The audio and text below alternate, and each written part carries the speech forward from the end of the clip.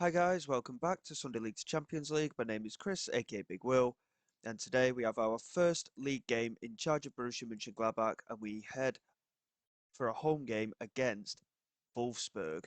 Wolfsburg had a very good season last season. They finished in the Champions League places, I think, last year.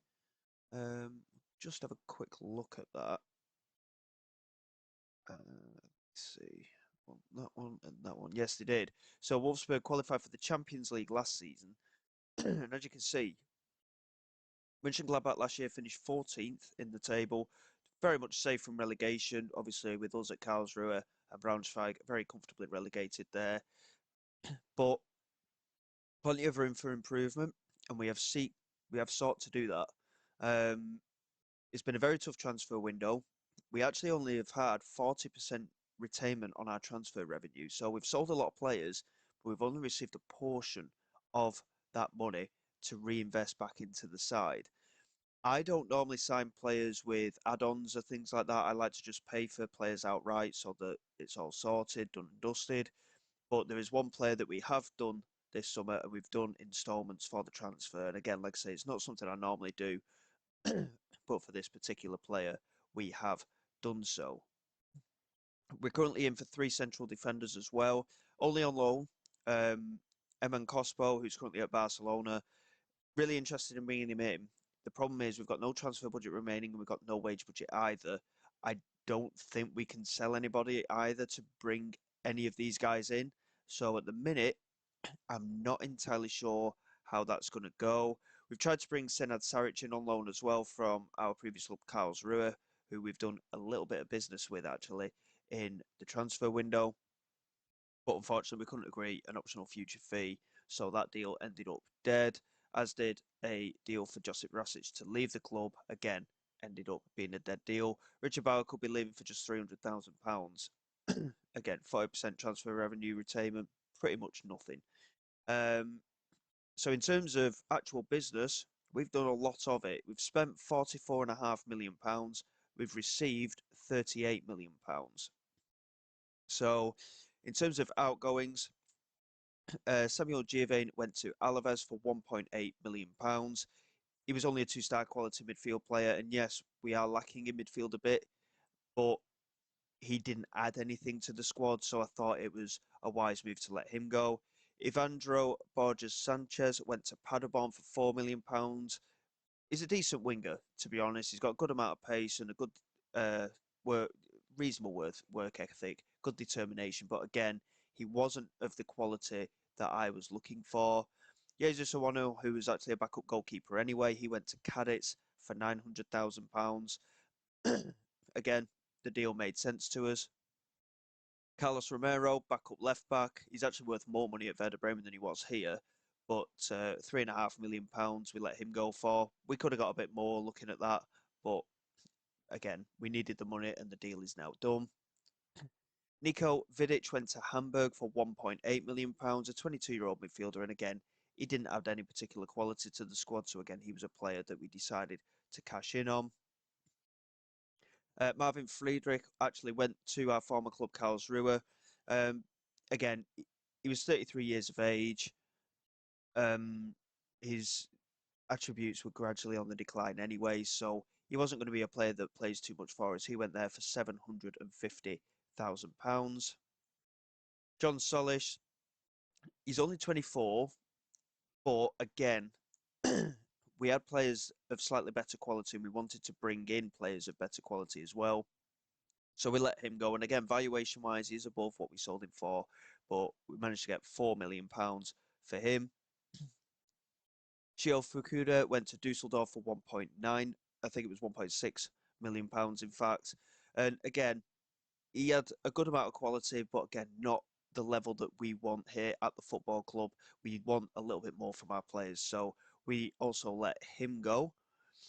Milos Milikic also went to Werder Bremen, £1.5 million, potentially raising to 1.8 million.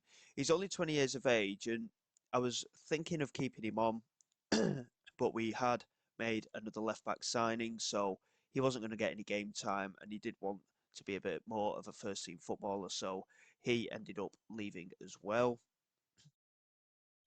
Frank Honorat, originally he'd potentially agreed a deal with Havre. He couldn't agree terms. I think we actually might have even cancelled the deal at the time, and we've ended up letting him go for only £2.7 million.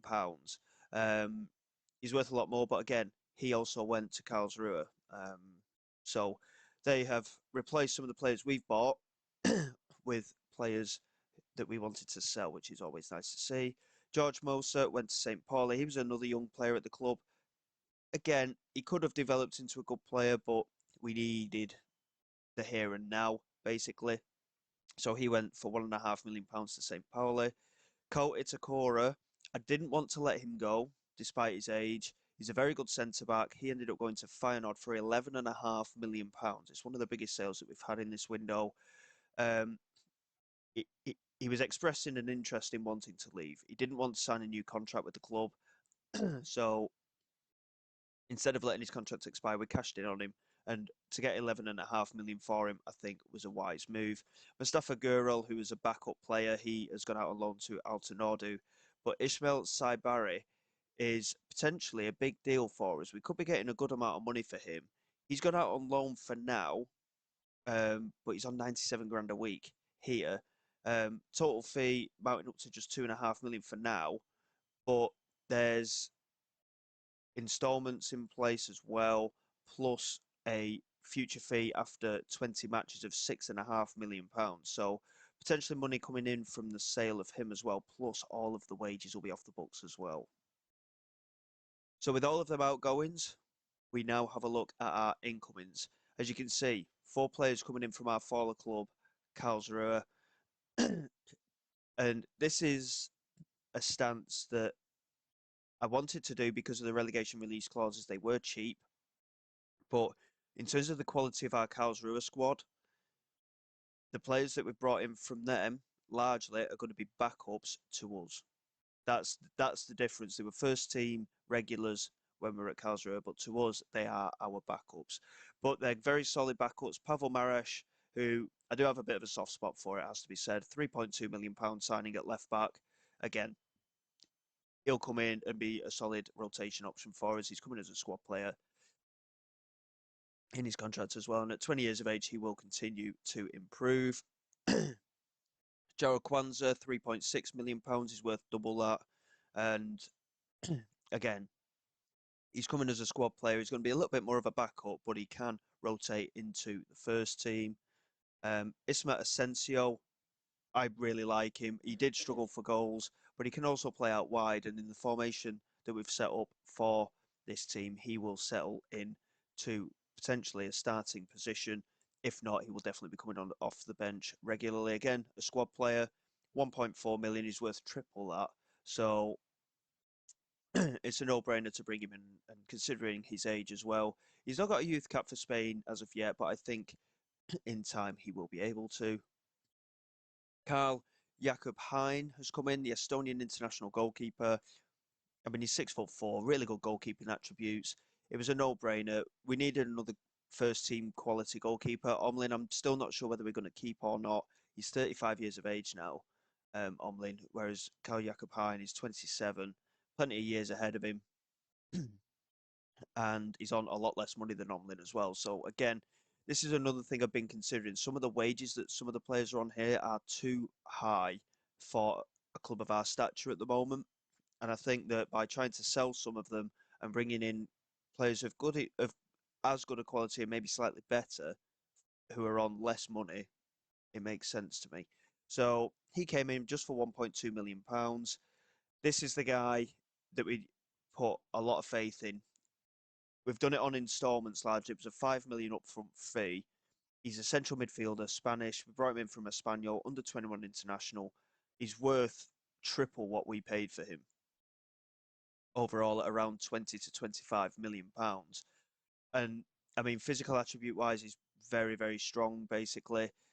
He's 6 foot tall, really good vision, great passing, great technique, great first touch. Decision making is top of his game, determination and flair, off the ball movement, composure, anticipation. He is going to be a key player for us in that central midfield. I'm really, really happy with him. And he's described as a wonder kid as well. He is our first wonder kid signing of the save. So I'm expecting big things from him. He is going to be a vital part of our central midfield. We then, again, tried to fill the void a little bit. Baldo Shavlina came in from, I think it was Hajduk Split, if I remember rightly. £4 million were paid for him. Look at that valuation. 10 to 12 times what we paid for him. And as an inside forward coming in off that right hand side as well, he's very quality, good quality at 3-star of current ability. He's got that 5-star potential as well, and he is another wonder kid as well. We've done really well to bring him in so cheaply. His balance and natural fitness aren't great, especially considering how quick he is. But I think it is something that we can mould into him. He's a Croatian international, and again, I think we've brought in a very good quality, dangerous player for that right hand side. And then we went back to Karlsruhe for our fourth signing from them. We got Eamon Carey to come in. He's still, I think he's a really good quality midfielder, especially for the Bundesliga. We just didn't have the surrounding quality at Karlsruhe to help push through a little bit. So he's come in, £6 million. He's worth triple that now. And I mean, he played pretty well for us at Karlsruhe, to be fair. Again, we just lack the quality at times, but I think we've made another good signing in him. And he's actually good enough quality for this squad anyway to start at 3.5-star. So I think we've done really, really well in the transfer market, considering the limitations that we had as well. I mean, we've had a net spend of around £6.5 million. I think that's a pretty successful window, considering in previous windows they've not done quite as well as that. So overall, pretty happy. I'm expecting a bit of a slower start to the season. Obviously, Wolfsburg, very big test for us. Pre-season went reasonably well. We lost actually against our second team by a goal to nil in our first friendly. It was the day that everyone came back from their holidays over the summer. But we've had some really big wins as well. I mean, Cluj, Ludogorets, Poulsen, they're European teams, and we demolished them. Standard Liège, we lost 2-0. FC Mönchengladbach, not particularly good side. They're just a local team. We beat them 8-0. And we lost in the Pokal first round against Greuther Fürth, which was a bit disappointing. But at the same time, that's done and out of the way now. We can have sole focus on this league campaign. The target is mid-table to top half for us, really. If we can get off to a good start, I'd be quite pleased. And this is the tactic that we're going for. It's a vertical tiki-taka. It's how the players want to play. Obviously, this will not be the starting lineup for the match, but we've got a sweeper keeper in there. We've just got the one ball playing defender, two good wing backs. I've thought about inverting one or two of them, but we're just leaving it as a basic setup for now. The midfield three is going to be quite compact with a Regista and a box-to-box with the Mazzala. The Mazzala, of course, will be the man drifting into the space in the attacking midfield, as well as moving out wide to link the play with Alma or Sauk, maybe, if it's on that right-hand side. Obviously, we are lacking a little bit for a proper option up front, but I'm looking at CD Jata, who isn't quite at full fitness, but he could play a part in the game coming up. But also, we've just brought in Shavlina, and Carey, so they'll obviously potentially come into the side with Catala as well. So plenty to be positive about. There's a lot of support mentality with this setup as well. I'm not too sure how it's going to work just yet, but I am hopeful that we can get off to a decent start.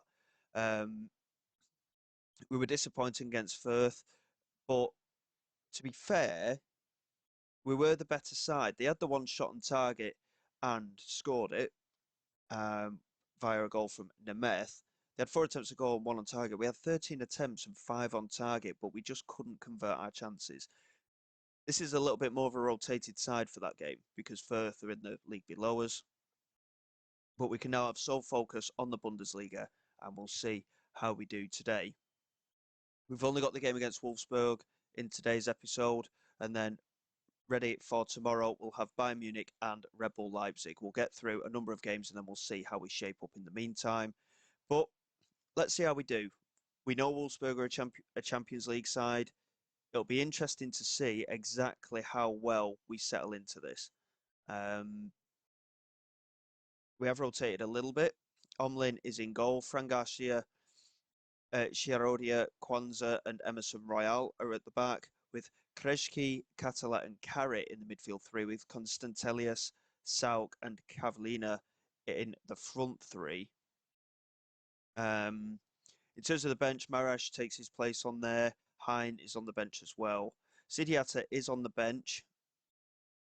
I don't really see the point in him being there, to be honest. We'll put Degenhart on the bench instead. Manu Kone, who is a key player for us, he will be a big part of this side this season.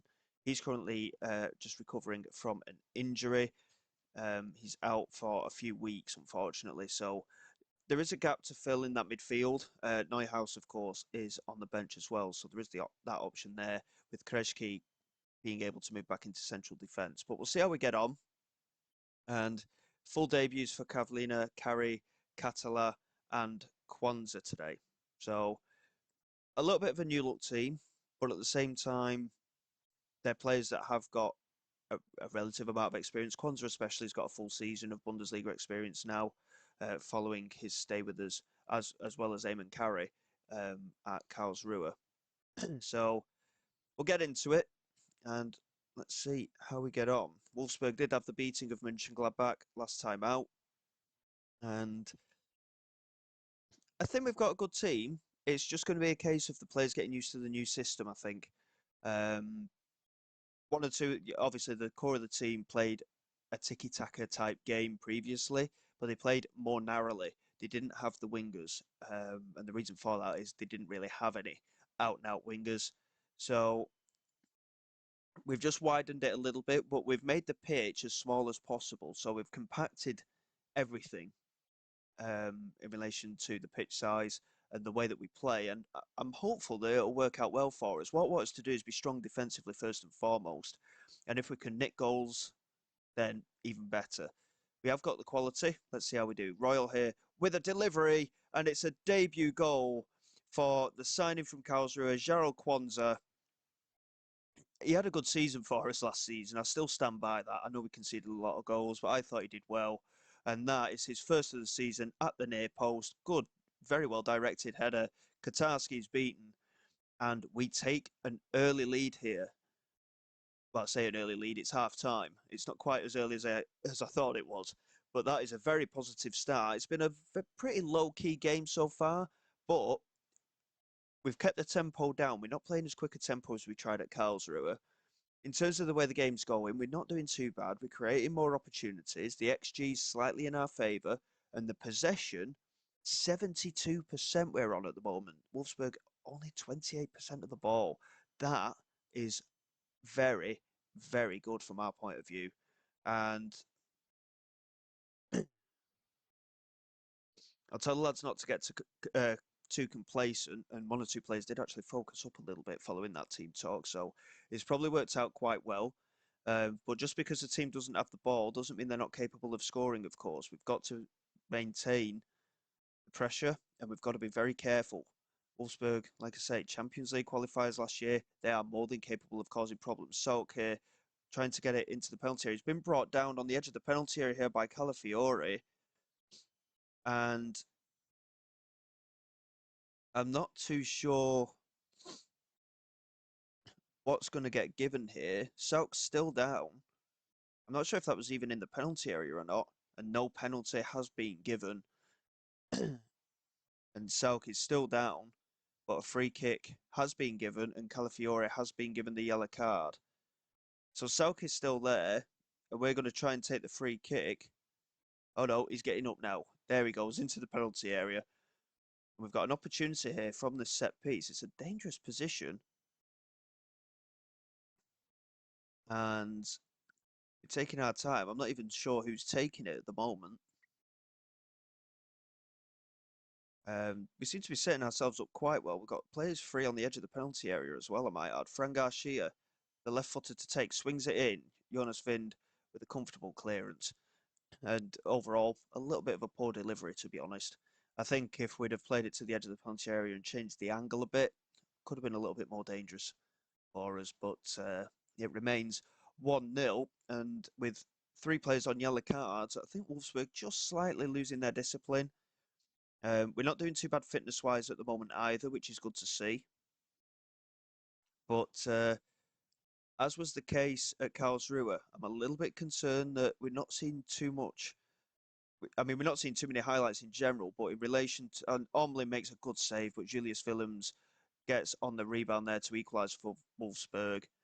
We've not seen too much of our front three today. That is a bit of a problem, but we'll just maintain and we'll just offer a little bit of encouragement to the lads. We're still playing well. Like I say, Champions League qualifiers last year. It's a good test for us, this one. If we can get something out of the game, I'll be pretty pleased because we have been the better side as well. I mean, you look at that match momentum, they've had hardly any of it, but they managed to take their chance when they got it. And overall, I'm not too disappointed. A 1-1 draw. Did they probably deserve to get the equaliser looking at the chances? Yeah, maybe they did. But 70% possession we had over the course of the game. We just didn't quite have that cutting edge up front. And unfortunately, we can't afford to bring in an out-and-out striker either. We did have Andre Silva. We actually terminated his contract in the end. He didn't want to be here at all. We tried to sell him. No one was interested. So in the end, we terminated his contract and we ended up doing the right thing in the end. It was an 81 grand a week contract that we got off the books. And in relation to the payout, it was just over £1 million, but it gave us an equivalent of about £3 million that we could then reinvest into the squad. So it worked out quite well. And overall, pretty pleased with the start we've made.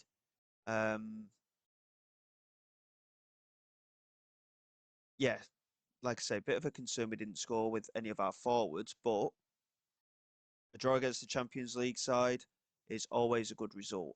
And Kwanzaa getting an early goal from a set piece and proving that we could be quite dangerous from set pieces this season, which is also a positive.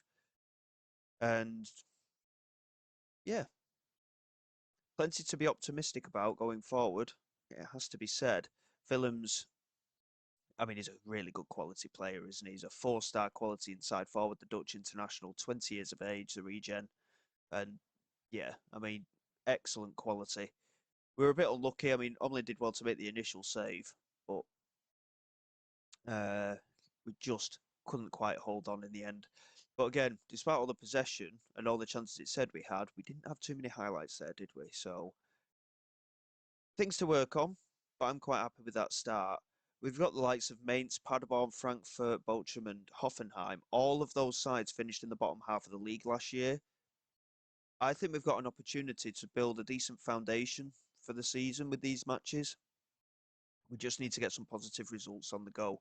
And then, obviously, we've got big games, Bayern and Leipzig in tomorrow's episode. In terms of teams that got promoted, I'm not entirely sure who it was. I'm for sure Darmstadt are one of the promoted sides.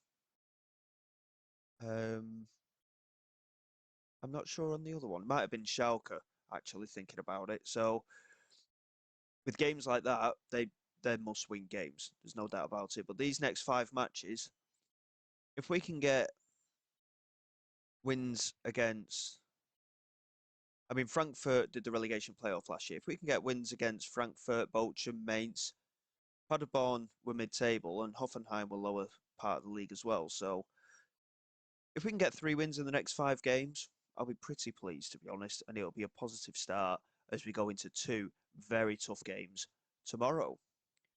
So until next time, guys, thank you very much for your support. Please like, subscribe to the channel. It is all greatly appreciated. I will see you all next time. This is Big Will, signing away.